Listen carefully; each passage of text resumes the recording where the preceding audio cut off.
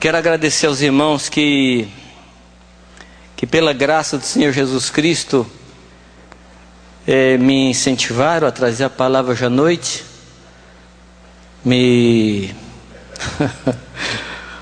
animaram a falar hoje.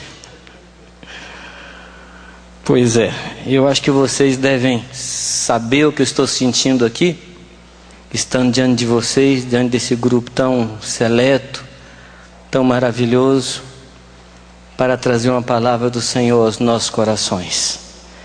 Eu louvo a Deus por essa oportunidade que Ele nos dá. Há um peso no meu coração, uma carga em meu coração que eu tenho repartido com os irmãos. Esse peso se refere ao tempo que a gente está vivendo, mas aquilo que virá logo depois de nós, o tempo que vem logo depois de nós.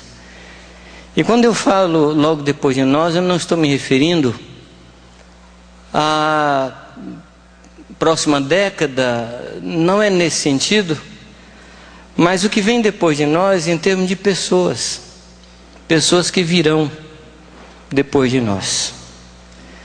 Eu estava orando com um grupo aqui à frente, esse grupo de música, e coincidentemente, não sei se foi coincidência, mas eu era o mais velho ali entre eles. Eu acho que não é muito pensar em ser o mais velho, porque eu acho que sou mais velho do que muitos aqui.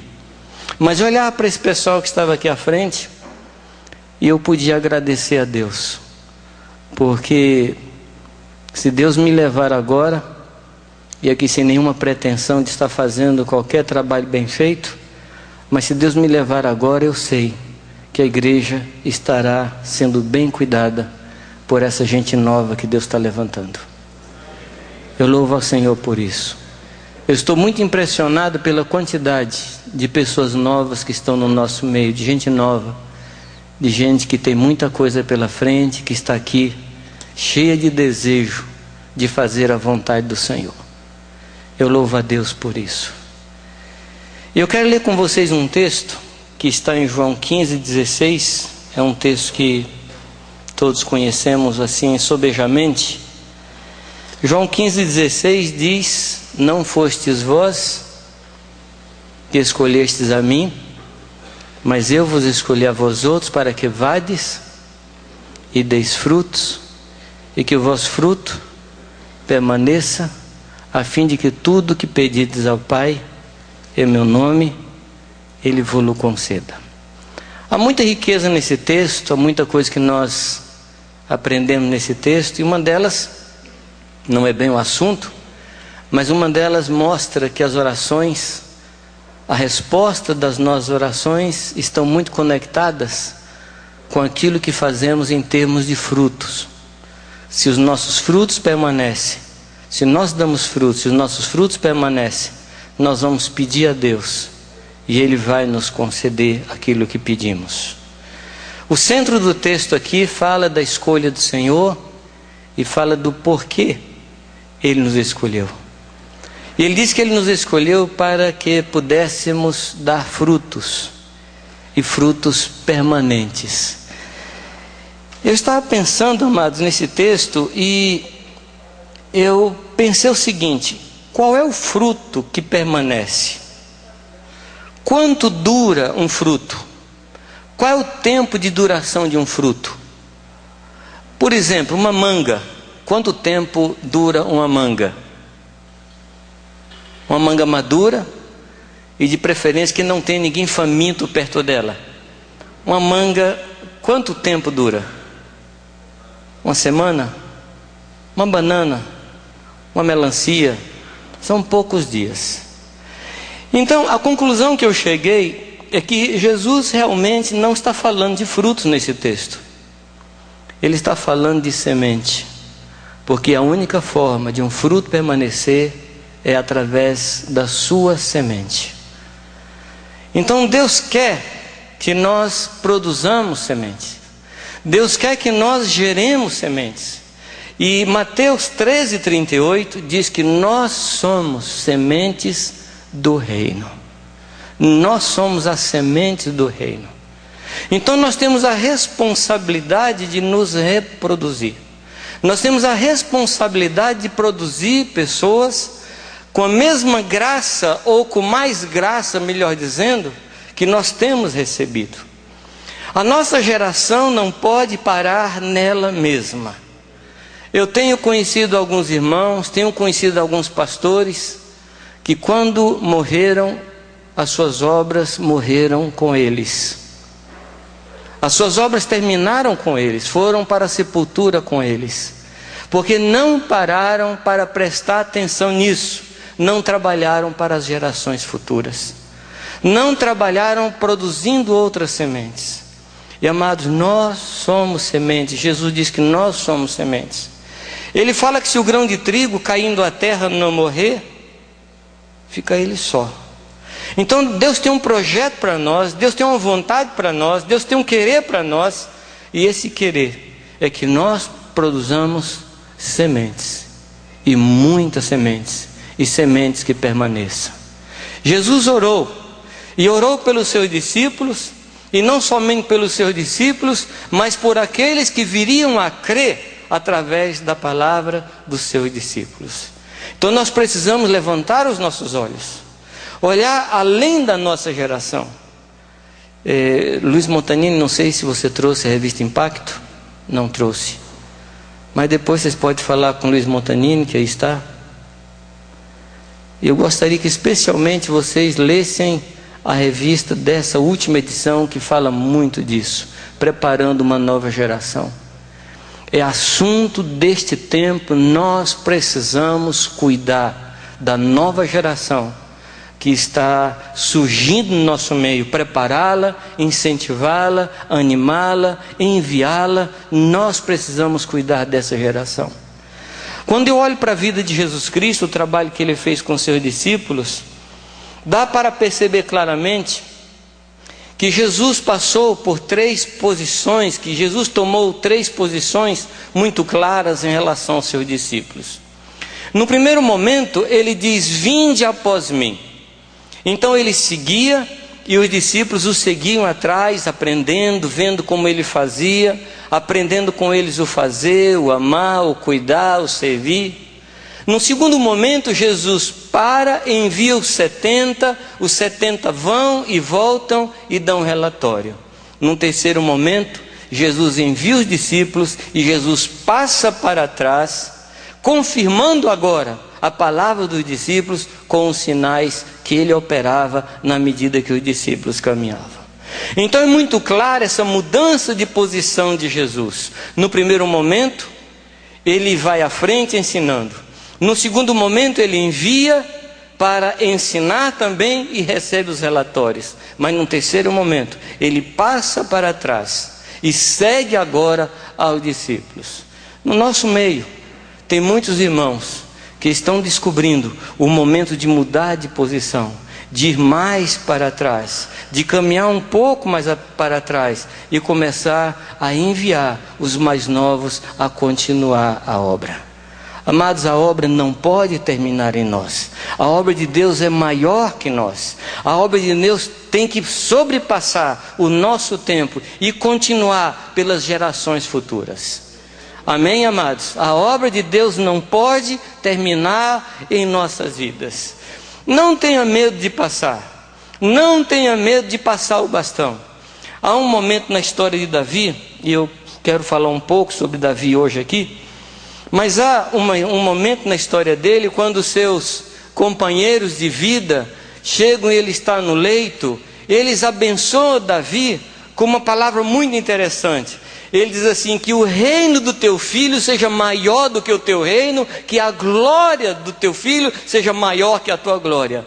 Amado, se Davi tivesse algum problema de baixa estima, porque morrendo, eles abençoam e falam de uma glória maior.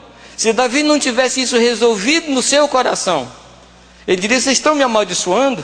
Mas, amados, ele compreendeu que toda a sua vida era para isso, para que a glória do seu filho fosse maior que a sua glória. Ele trabalhou para que o reino do seu filho fosse maior que o seu próprio reino. Quando Davi está preparando o seu filho, Ele tem uma noção muito clara, e ele diz assim: Deus me escolheu para assentar no trono eternamente. Isso está em 1 Crônicas 28, versículo 4, diz assim: o Senhor Deus de Israel escolheu-me de toda a casa de meu pai, para que eternamente fosse rei sobre Israel. Mas nós sabemos que Davi não viveu eternamente sentado no trono. Ele falava de uma descendência que viria. Ele falava disso, ele tinha uma visão profética muito clara. Mas ele trabalhou no seu filho, ele trabalhou em Salomão, para que essa profecia, para que essa palavra de Deus realmente se cumprisse. E ele diz: porque a Judá escolheu por soberano, e a casa de meu pai, na casa de Judá, e entre os filhos de meu pai, se agradou de mim, para me fazer reinar sobre todo Israel. Então ele tinha consciência do seu tempo, mas ele preparou seu filho para continuar, e que o trono durasse eternamente. Nós precisamos lançar bases para coisas eternas. Nós precisamos lançar bases para as vindouras gerações. Há um cântico que eu gosto muito, que diz: não encobriremos as vindouras gerações. Se vocês pudessem cantar isso depois. Não encobriremos as vindouras gerações as maravilhas do meu Deus.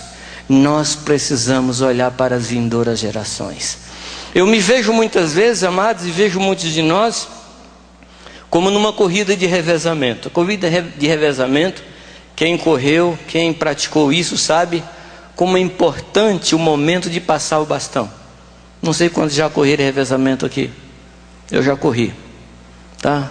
Muitos e muitos e muitos e muitos anos atrás. Aliás, no século passado, para ser mais exato.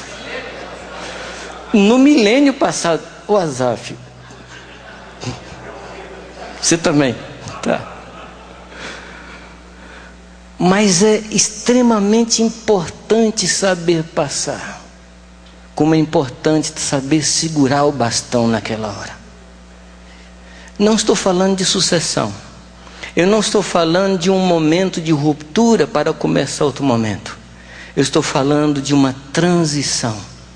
Quando nós, pela graça de Deus, aprendemos a preparar a próxima geração.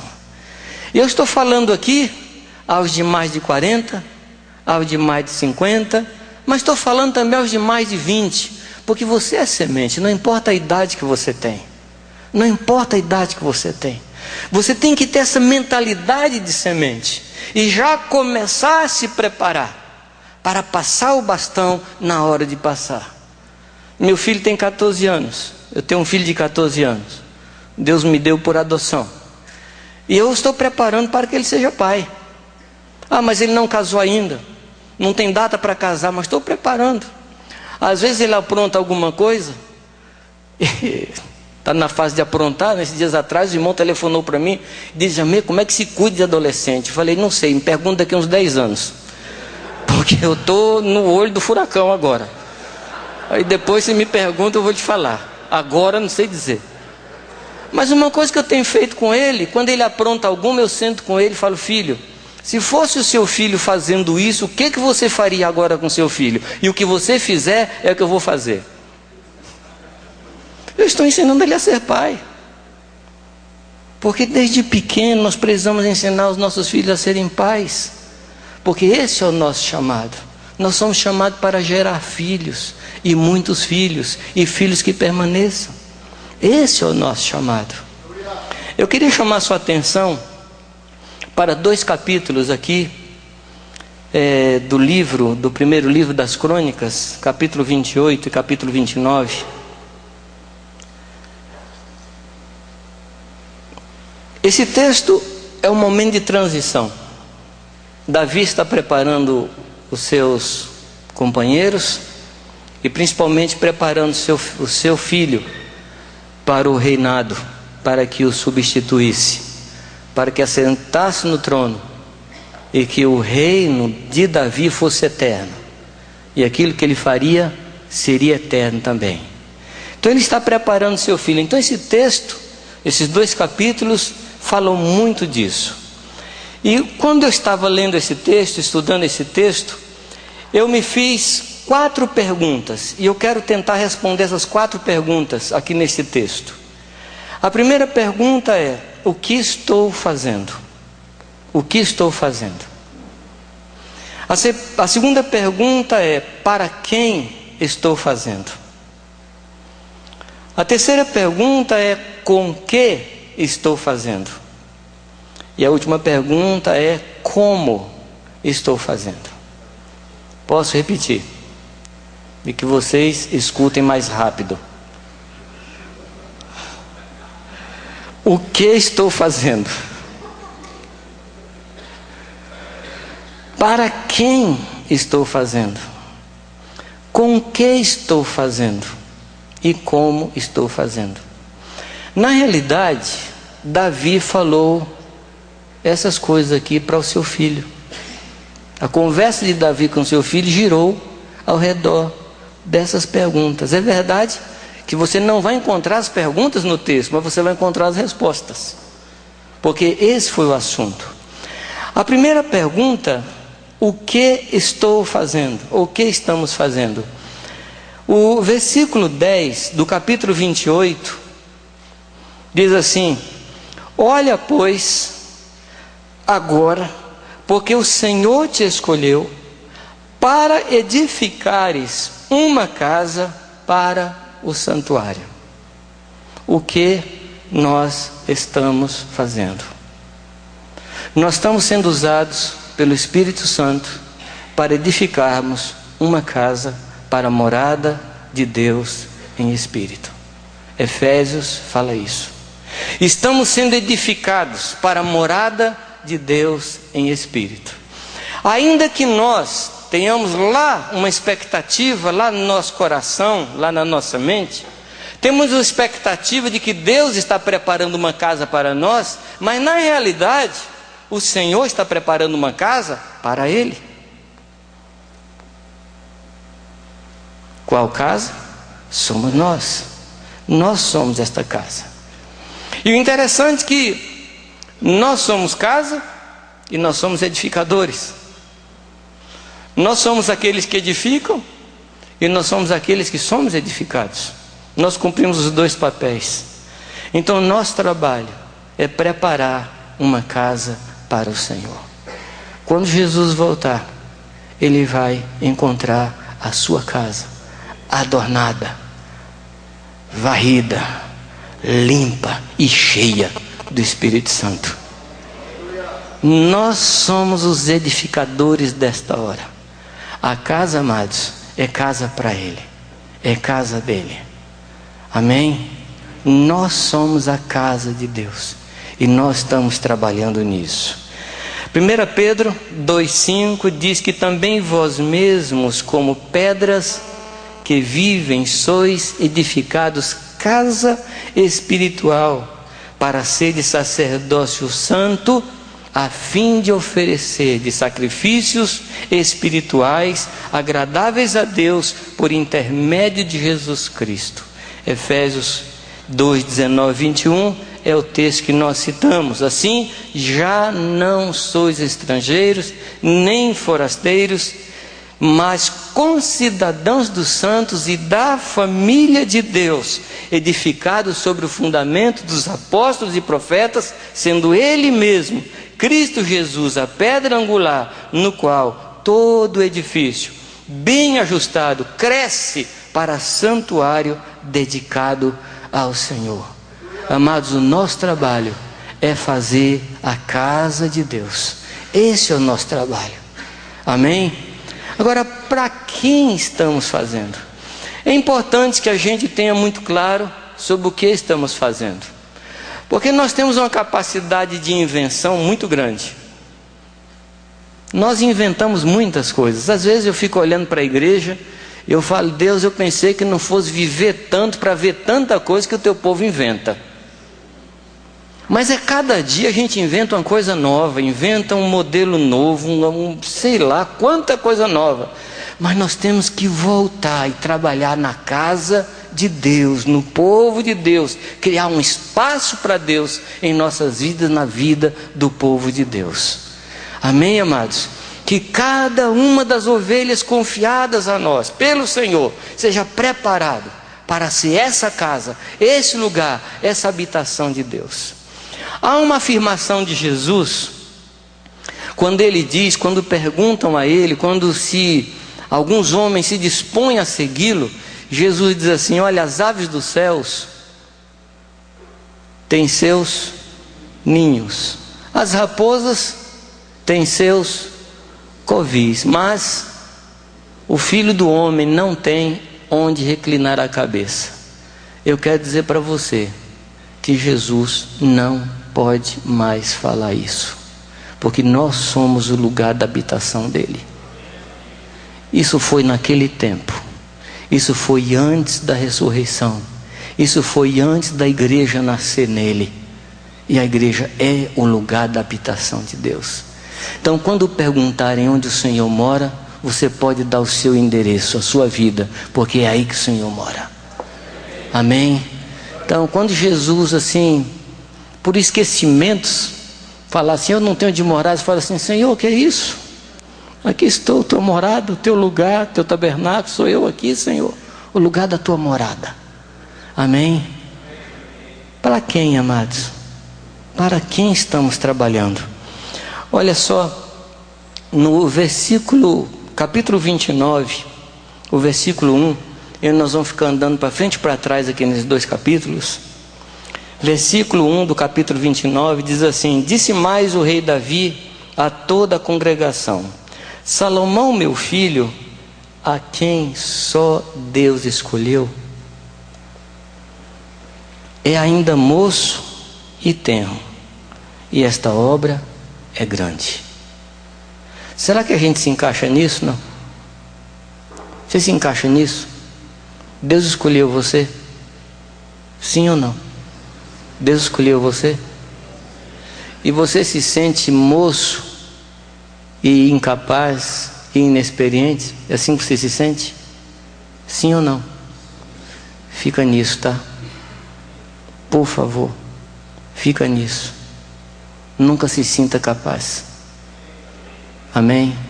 Nunca se sinta capaz. No dia que você se sentir capaz, alguma coisa ruim vai acontecer. Isso aqui não é praga não, viu? É constatação.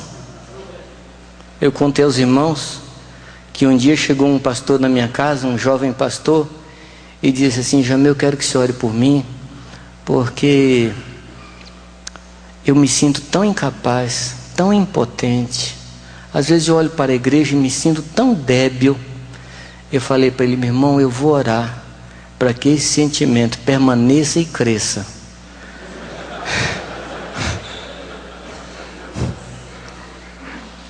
E vou lhe falar uma coisa: no dia que você se levantar de manhã sem esse sentimento, volta e vai deitar até passar a crise.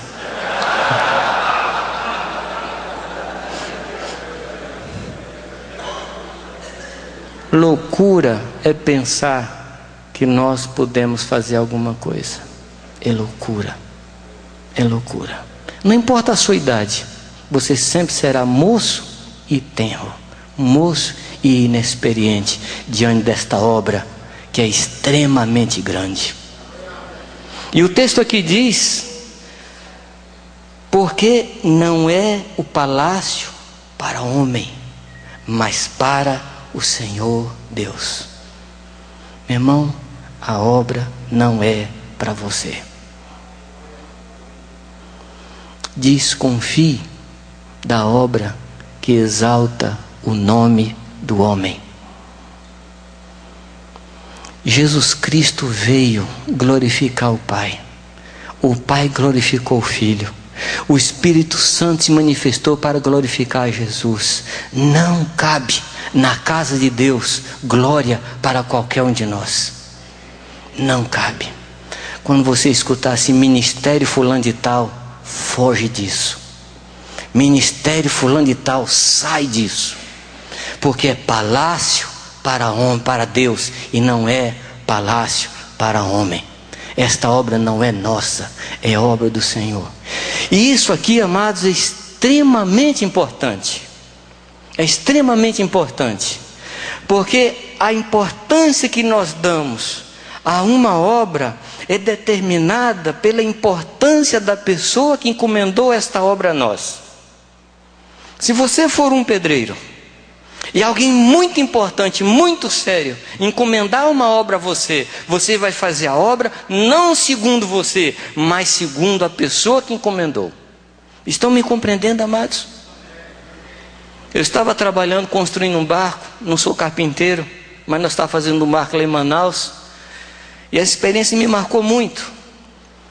Eu estava fazendo as janelas do barco, e eu sou péssimo para fazer o ângulo da madeira, sou péssimo, não consigo. Eu fiz, não deu certo, joguei a madeira fora, fiz de novo, não deu certo, joguei a madeira fora, e a madeira era muito cara. E aí chegou um momento que eu vi, ficou uma fresta, falei, tá bom, depois eu passo massa, pinto em cima e pronto. O Espírito Santo perguntou, esse barco é para quem? Para você ou para mim? Eu falei, Senhor, esse barco é para o Senhor. Ele falou, então faz direito. Se for para você, tá bom, mas se é para mim, não. O padrão de qualidade não é o nosso. O padrão de qualidade é o do Senhor. Amém? Ele é a nossa aferição. Ele é o nosso gabarito. O Senhor Jesus Cristo é o gabarito da obra que fazemos. Então essa compreensão de que é um palácio para o Senhor, ela é importante no sentido de que não busquemos glória para nós, e é importante no sentido da qualidade daquilo que fazemos. Fazer com capricho, fazer com diligência e sempre olhando para Ele, para ver se está do agrado dEle, não do nosso agrado, não do nosso jeito. Amém? Para quem fazemos? É para o Senhor.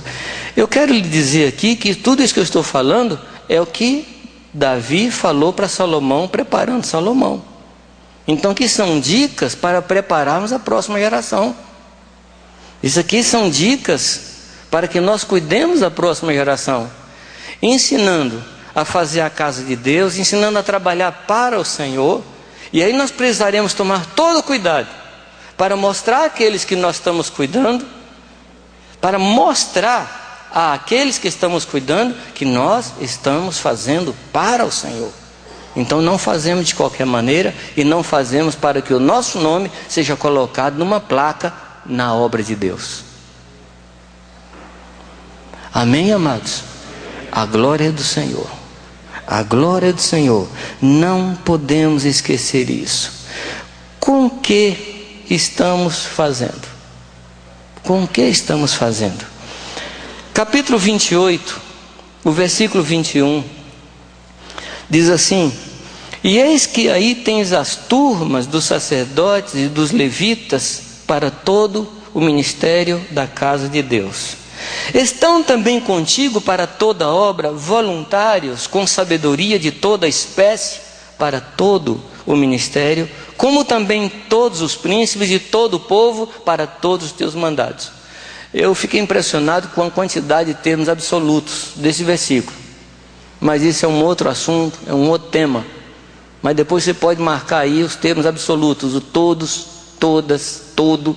Pode marcar depois, você dá uma estudada nesse texto. Mas aqui ele diz, amados, que ele colocou à disposição de Salomão todos os ministérios necessários para a edificação da obra de Deus. Há uma coisa também que nós precisamos ensinar àqueles que estamos cuidando, que eles sozinhos não são capazes de fazer a edificação dessa casa. Que Deus colocou pessoas ao nosso lado, que Deus colocou pessoas na nossa cidade, que Deus colocou pessoas no nosso relacionamento, que suprirão todas as nossas carências, e nós, junto com essas pessoas, vamos edificar a casa de Deus. Amados, nenhum de nós edifica sozinho a casa do Senhor. Obrigado. Eu vou falar de novo. Nenhum de nós edifica sozinho a casa de Deus. Nenhum de nós. Às vezes eu fico pensando, na cidade nas quais nós estamos, quanta falta faz do ministério daqueles outros irmãos que reúnem em outro lugar. Você já reparou? Quanta falta faz nos nossos ministérios, os ministérios de outros irmãos que estão na mesma cidade. Algo que eu tenho pensado, queridos, olhando para mim, olhando para os irmãos, é que todos nós somos desequilibrados.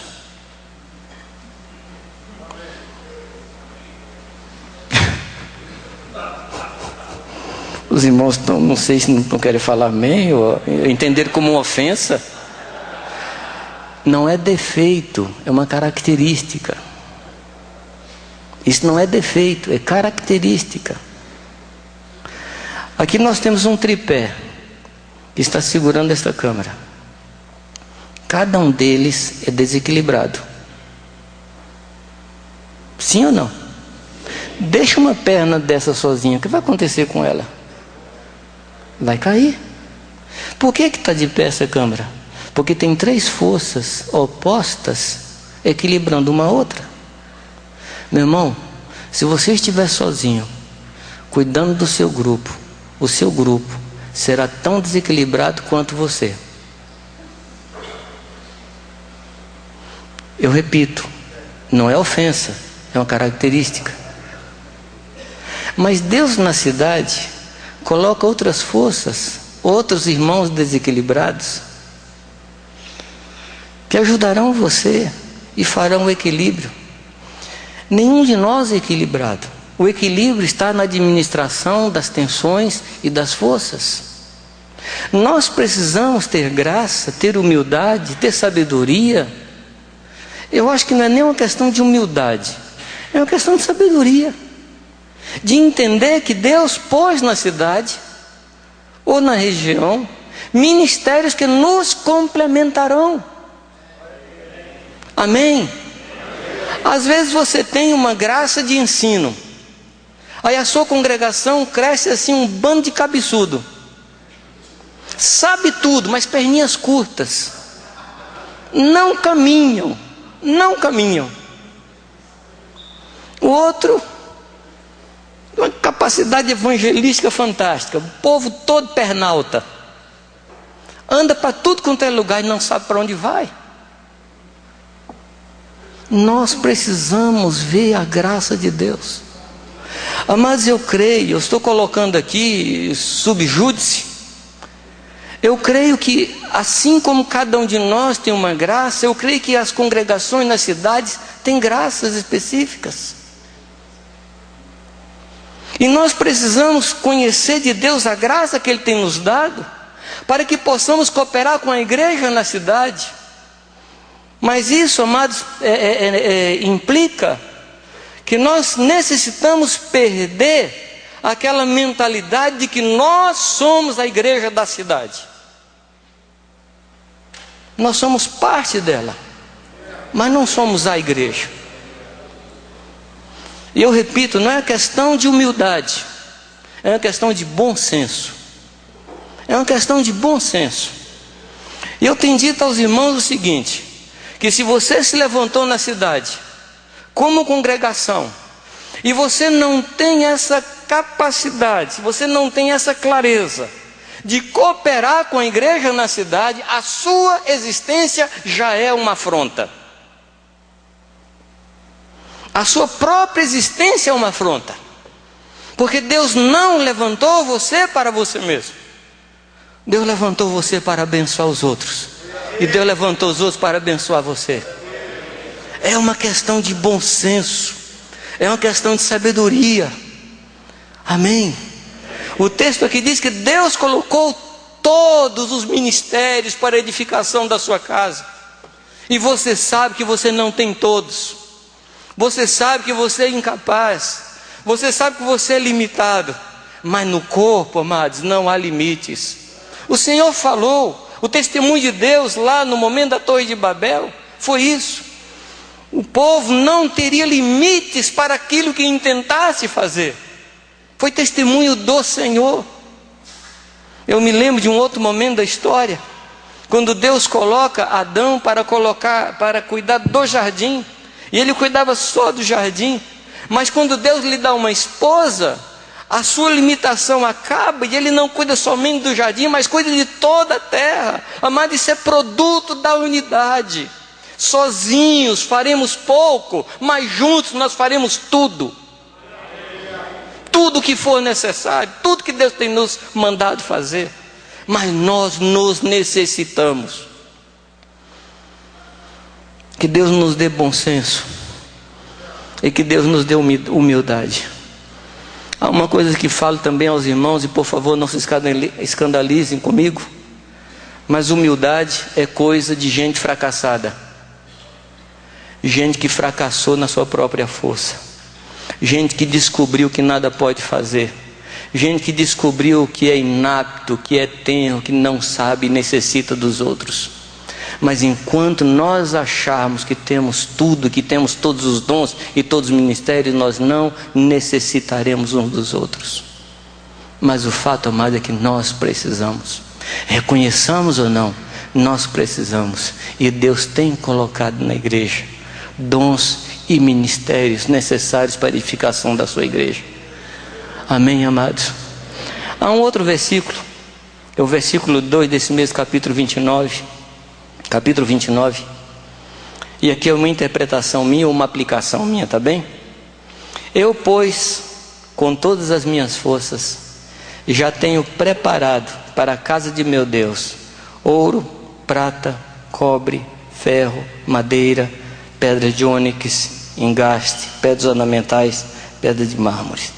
Eu aplico isso aqui aos dons espirituais, ministérios e dons espirituais.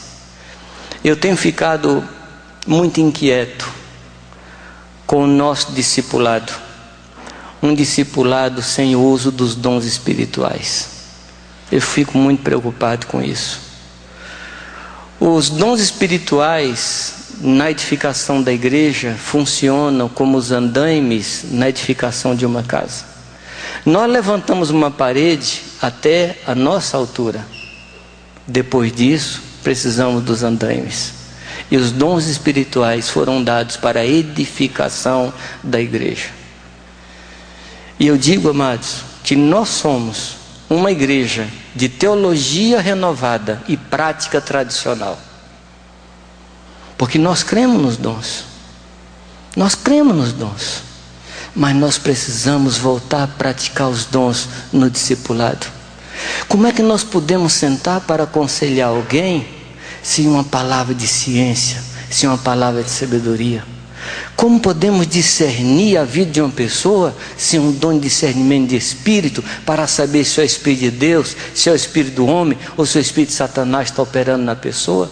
Como podemos trazer libertação à pessoa se não usamos dons de curar?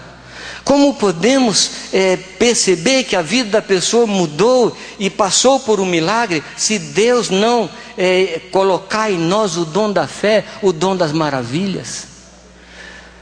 Se nós continuarmos pondo tijolos na parede sem andaime, nós estamos construindo uma fortaleza e não uma casa. Nós precisamos dos dons espirituais na edificação da igreja de Deus. Nós precisamos. E que Deus nos perdoe de tentar fazer discípulos no nosso intelecto. Se fizermos discípulos na nossa sabedoria, eles serão parecidos a nós e não parecidos ao Senhor ou parecidos com o Senhor. Essa obra, amados, é obra do Espírito e é feita no poder do Espírito Santo. Amém? Não é obra de homens, é obra de Deus. A última pergunta: como fazer? Como fazer essa obra? O versículo 9 do capítulo 28 diz assim: e tu, meu filho Salomão. Se você ler os versículos que vêm antes, todo esse capítulo, você vai ver a conversa de Davi com os comandantes, com seus companheiros, explicando a eles o que fazer, como fazer. Aí chega nesse momento que ele se vira para o filho e diz: e tu, meu filho Salomão. Vocês conhecem a história, eu não preciso contar a história para vocês, mas vocês se lembram que Davi tinha um firme propósito de construir uma casa para Deus, e Deus diz não. Mas ao mesmo tempo que Deus diz não, Deus fala: eu vou lhe dar um filho, que nascerá do teu ventre, das tuas entranhas, e ele edificará uma casa para mim. E aqui vocês me permitam a imaginação. Davi comprou um campo, o campo de Araúna, o Jebuseu, e naquele lugar seria construída a casa, o templo, naquele lugar. E aqui que entra a minha imaginação, baseada nas observações que tenho feito aí nas vidas das pessoas da igreja que compram um terreno na pretensão de construir uma casa. E essa pessoa convida você para ver o terreno, e você vai lá com ela ver o terreno, e o que é que a pessoa lhe mostra no terreno? Mostra uma casa. Você não vê, mas ela vê. Olha, aqui é a sala, aqui é o quarto, aqui é a cozinha. Ele já vê as crianças brincando na casa. Você não vê nada, mas ele vê. É assim ou não? Então me permitam pensar na vida de Davi. À tardezinha, Davi tinha terminado de despachar com seus comandantes, tomava o seu menino, saía com ele, levava lá no terreno e falava assim: filho, aqui vai ser a casa, vai ser assim, vai ser assim. E assim, sempre infundindo, colocando no coração daquele menino essa paixão. Por que eu cheguei a essa conclusão? Se você ouvir ou ler a oração de Salomão mais tarde, na consagração da casa, se o texto não falasse que era Salomão orando, você poderia jurar que era Davi orando. Davi conseguiu transmitir para o seu filho uma forte paixão pela casa do Senhor. Aquele espírito de entrega, aquele espírito de sacrifício, ele conseguiu passar para o seu filho de tal forma que depois que Salomão ofereceu tudo, ele fez um altar de bronze e ele subiu em cima, arriscando-se a ser aceito pelo Senhor e a ser queimado por Deus. Davi conseguiu passar para o seu filho essa paixão pelas coisas do Senhor. Amados, isso é discipulado. Isso é discipulado. Quando você consegue transmitir paixão, não métodos, não dogmas, mas paixão. Paixão pelo Senhor, paixão pela casa de Deus, paixão pelo povo de Deus. Ah, como nós estamos precisando disso. Renovar a nossa paixão. Renovar a nossa paixão. Como nós estamos precisando. E eu creio, amados, que o discipulado vai mudar completamente. Amém? E aí chega nesse momento, ele fala: e tu, meu filho, Salomão, conhece o Deus de teu pai e serve-o com um coração perfeito. Aqui está o primeiro requisito para edificar a casa do Senhor: conhecer a Deus. Conhecer a Deus.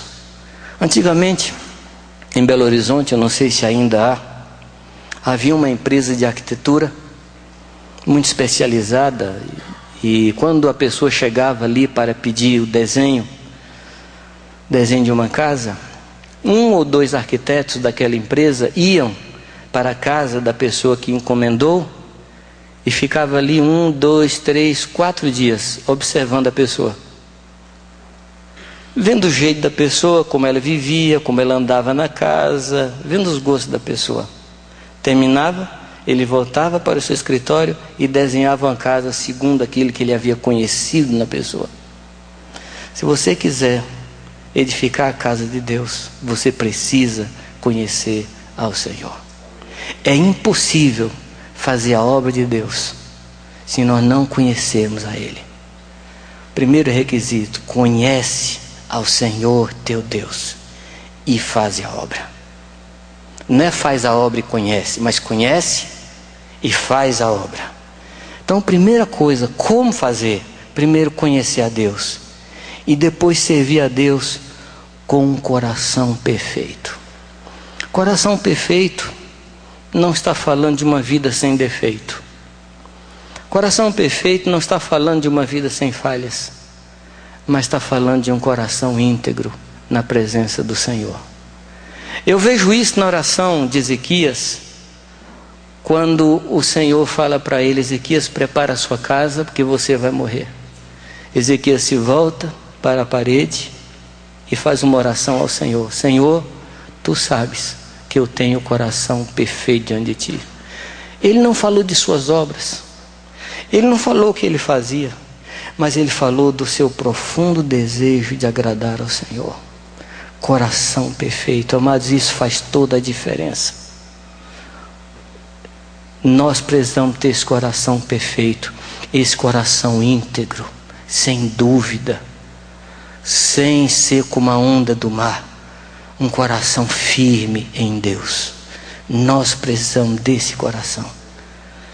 Eu não estou falando de obras, porque o que vai transformar nossas obras é o coração perfeito. As obras vão ser transformadas se o nosso coração for perfeito, se o nosso coração for ligado ao Senhor.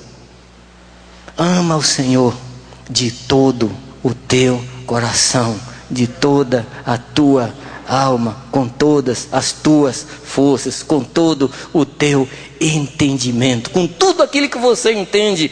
Ame ao Senhor. Ame ao Senhor. Você quer construir a casa para Deus? Ame ao Senhor. Ame ao Senhor apaixonadamente.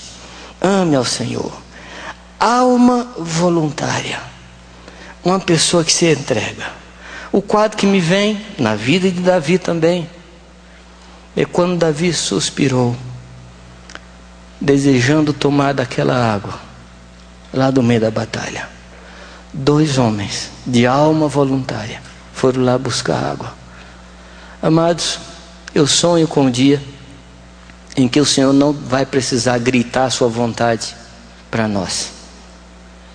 Eu sonho com um dia que nós vamos escutar os sussurros do coração do Senhor e vamos sair correndo para obedecer, para fazer a vontade dele. Não por medo de inferno, não por medo de ser reprovado, não por medo de ser desqualificado,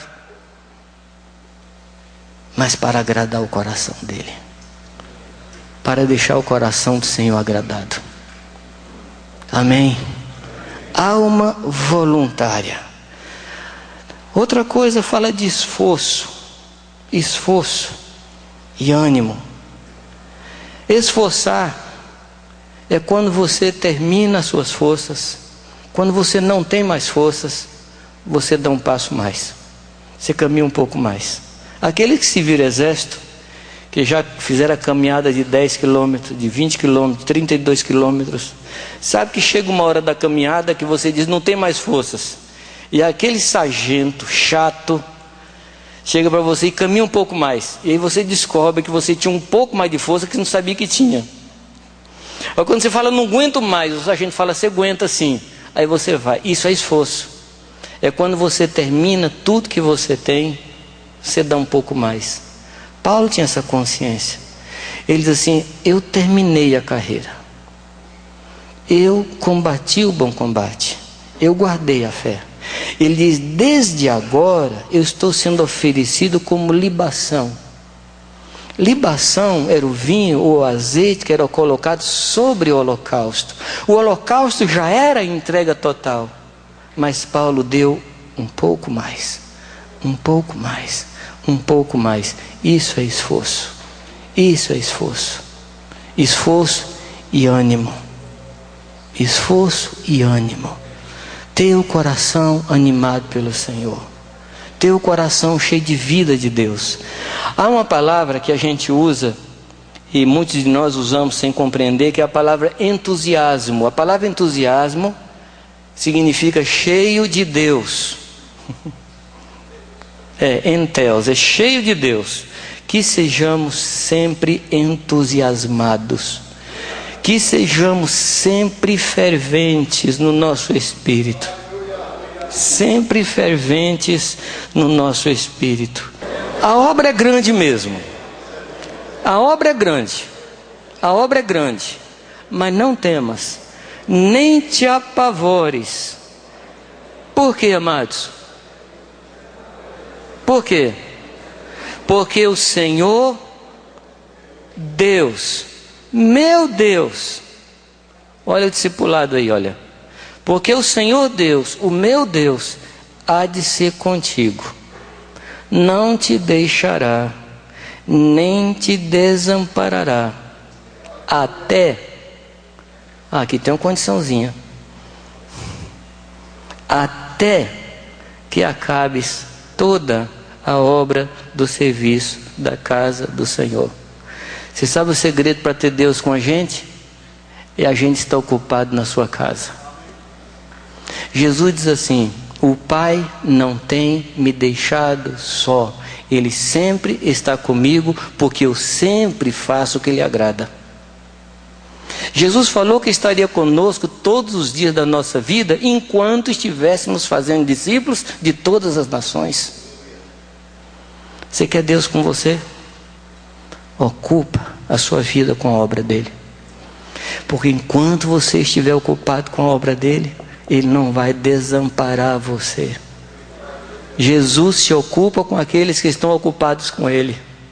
Jesus volta toda a sua atenção para aqueles que têm a sua atenção nele. Confiança.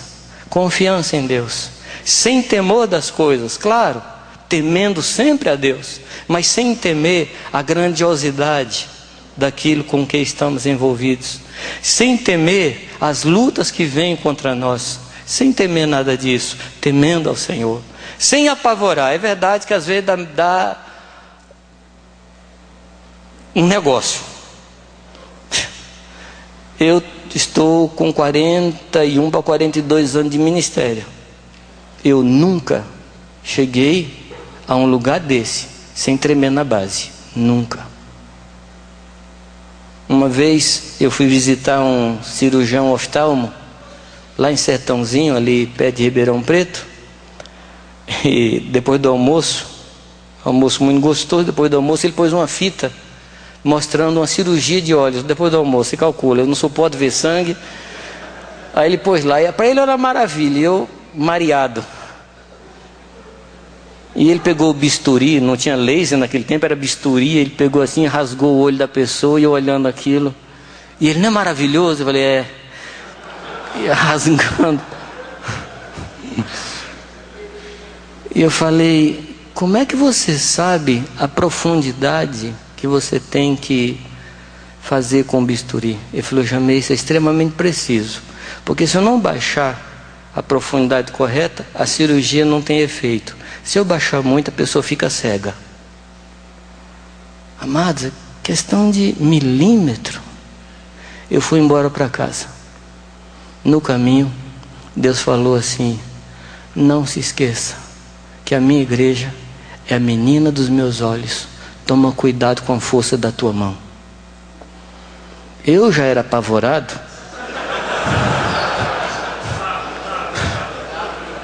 Meu Jesus. Chegar aqui e falar para vocês, meu Senhor, a menina dos olhos de Deus. Mas Deus fala comigo assim, não te apavores. E eu estava ali no meu canto, muito apavorado. Aí o Cristian saiu daqui, foi lá, foi lá, orou para mim e falou, não temas. Eu falei, mediante tua palavra, vou lançar a rede. Eu estava apavorado. Mas Jamei não está tão velho. Pois é, amados, quanto mais velho, mais débil.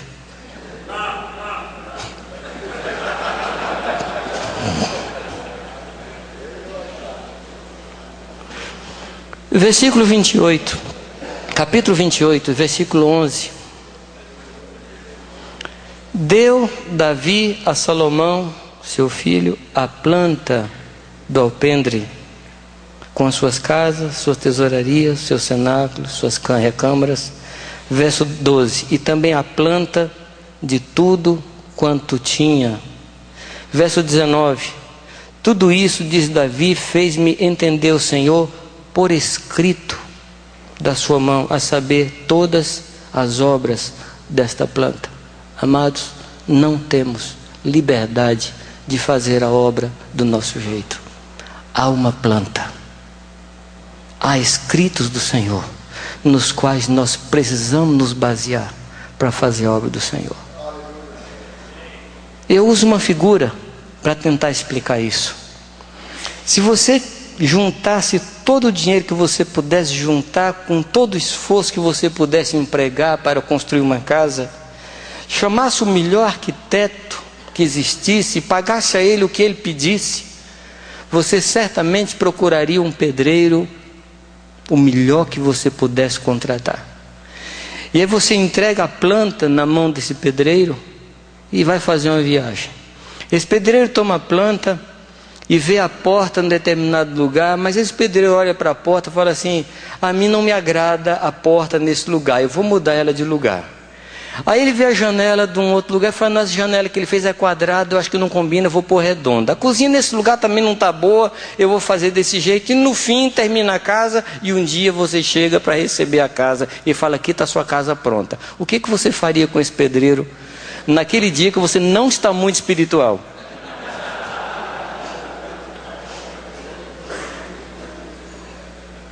Eu tive algumas experiências com pedreiros maravilhosas. Me levaram muito à oração. O que você faria com esse pedreiro? Amado, Jesus virá para receber a sua casa. O que é que nós vamos entregar para Ele? Há uma planta, amados. Há uma planta. E a planta não é necessariamente esse livro escrito. A planta é uma planta viva, que se chama Senhor Jesus. É nele que tem que se basear o nosso discipulado, o nosso pastorado, o nosso cuidado das vidas. Ele é a planta. E nele nós temos que nos espelhar. E quando o Senhor Jesus Cristo vier, Ele vai encontrar a casa do jeito dele e não do nosso jeito.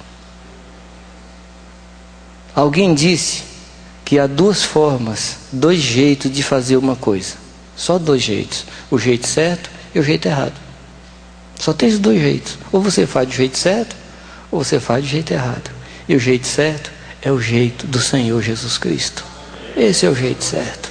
Nós não temos liberdade de mudar a planta. Não temos liberdade.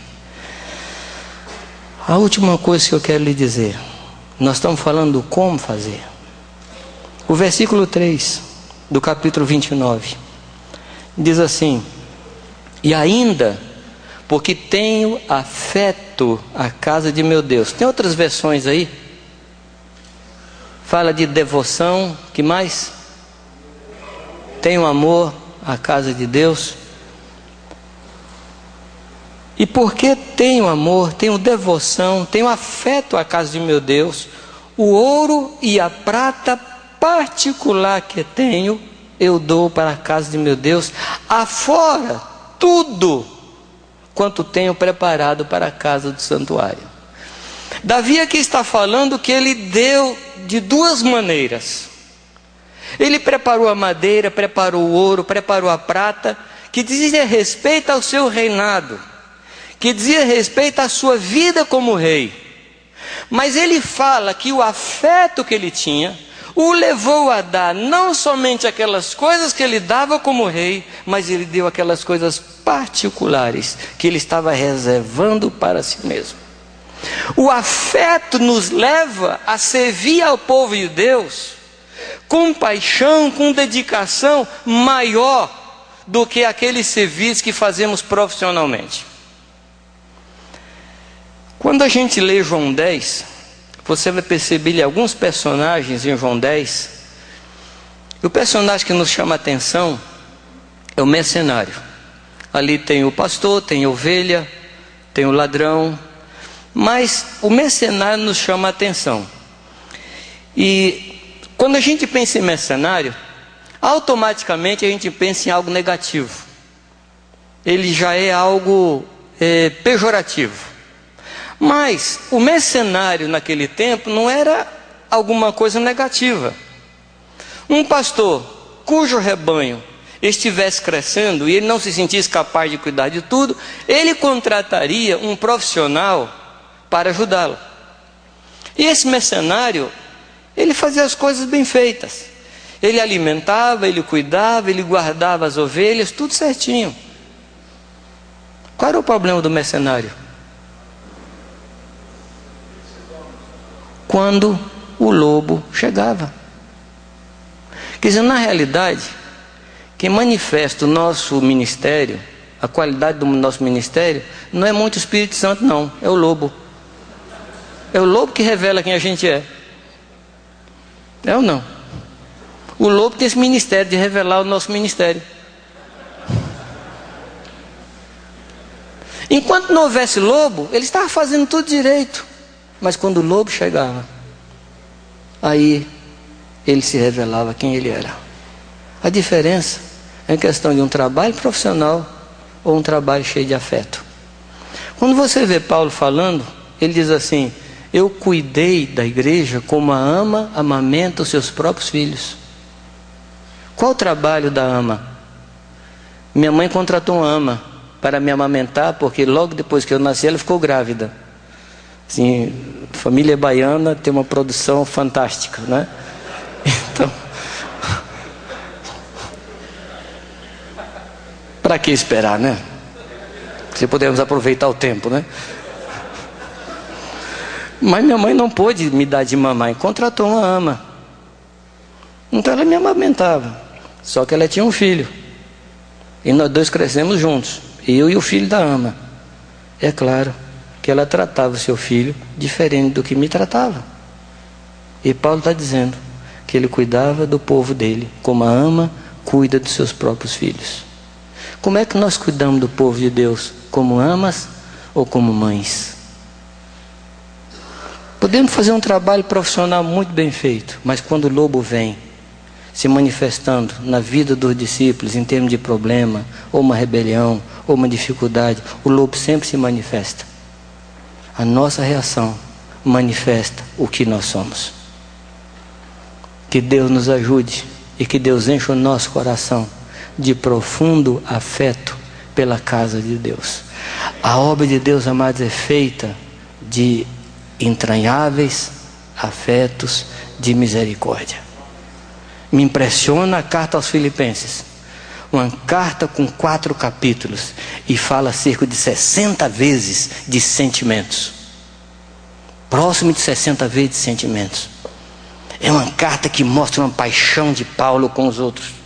No capítulo 2, ele fala que nós devemos ter o mesmo sentimento de Cristo Jesus, explica quem era Jesus, mas depois ele vai mostrando a respeito da relação dele com Timóteo, com Epafrodito.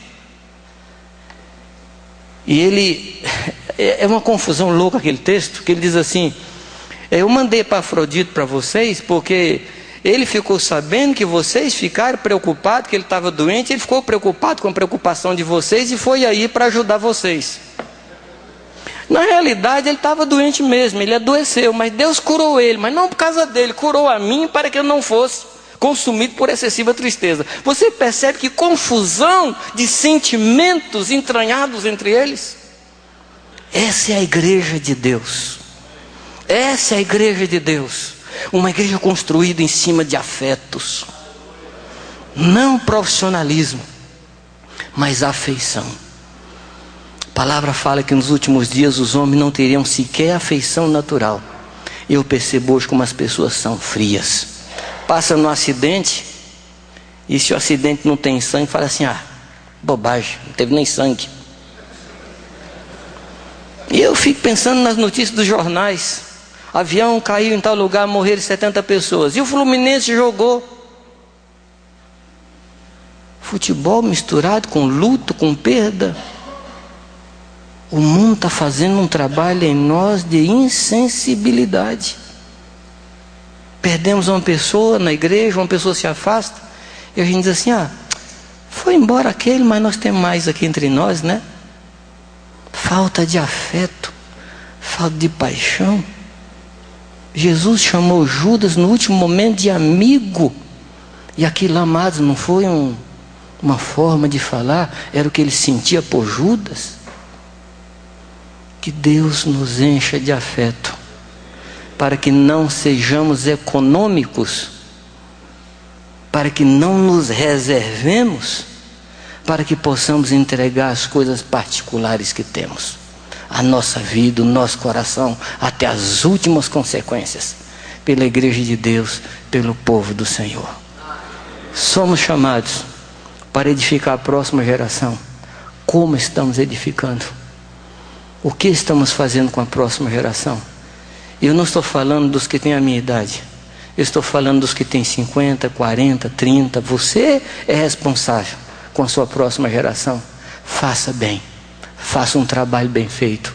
Glorifique o nome do Senhor. Deixa Deus ser glorificado na sua vida. Amém. Que Deus abençoe a sua vida. Que Deus abençoe as nossas vidas. tvcmc.com.br é o nosso canal para compartilhar o Evangelho do Reino de Deus e o senhorio de Jesus Cristo.